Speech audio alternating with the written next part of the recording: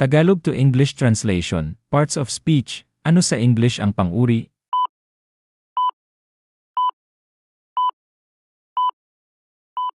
Ang English ng pang-uri ay adjective. Ano sa English ang panghalip?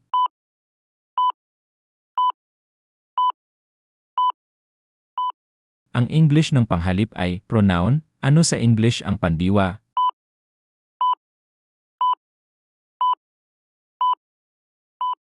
Ang English ng pandiwa ay verb. Ano sa English ang pang-abay?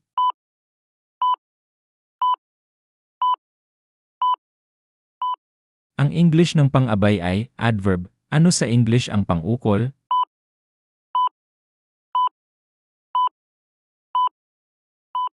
Ang English ng pang-ukol ay preposition. Ano sa English ang pangalan?